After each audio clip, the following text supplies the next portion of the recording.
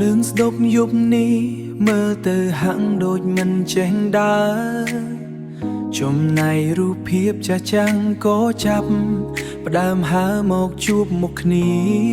ខ្ញុំឈរនៅទីនេះកន្លែងដែលយើងធ្លាប់ឆ្លងកាត់កាលពីមុនតែពេលនេះអ្វីៗគ្រប់យ៉ាងវាគ្រាន់តែជាការចងចាំដ៏ស្ងប់ស្ងាត់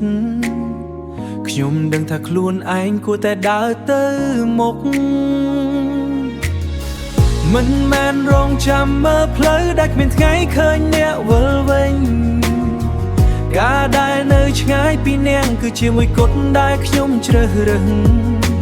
ការដែលនៅឆ្ងាយពីអ្នកគឺជាទីតែមួយគត់ដែលខ្ញុំជ្រើសរើសដើម្បីកុំឲ្យអ្នកត្រូវមានអារម្មណ៍មិនល្អជូនពរឲ្យអ្នកជួបតែរឿងល្អក្នុងជីវិតបើទោះបីជាសេចក្តីសុខនោះគ្មានវត្តមានខ្ញុំទៀតក៏ដោយខ្ញុំសុខចិត្តឈរមើលពីចម្ងាយញញឹមស្ងាត់ស្ងាត់ក្នុងចិត្តគ្រប់យ៉ាងដែលខ្ញុំធ្លាប់មានទុកវានៅទីនេះចោមិនបាច់ខ្វល់មិនបាច់សង្ស័យខ្ញុំនៅតែជូនពរអ្នកជានិច្ចឃើញអ្នកមានសេចក្តីសុខតាមរយៈរូបភាពមួយសន្លឹក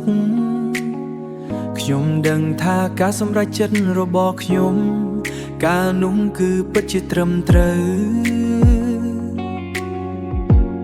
មិនចាំបាច់និយាយពាក្យលាមិនចាំបាច់សុំឲ្យអ្នកអាណិតគ្រាន់តែដឹងថាអ្នកគង់ដើរលើផ្លូវដែលអ្នកស្រឡាញ់វាគ្រប់គ្រាន់ហើយការបាត់បង់មិនមែនមានន័យថាការបញ្ចប់វាគ្រាន់តែជាការផ្លាស់ប្ដូរទម្រង់នៃការស្រឡាញ់ពីការកាន់ដៃមកជាការជូនពរដោយស្ងៀមស្ងាត់វាអាចនឹងពិបាកនៅពេលខ្លះតែខ្ញុំព្រមទទួលយកសង្ឃឹមថាអ្នកនឹងរកឃើញអ្វីដែលអ្នកតាមរកចំណែកខ្ញុំនឹងនៅទីនេះក្នុងនាមជាអ្នកជូនពរដ៏ស្មោះត្រង់ម្នាក់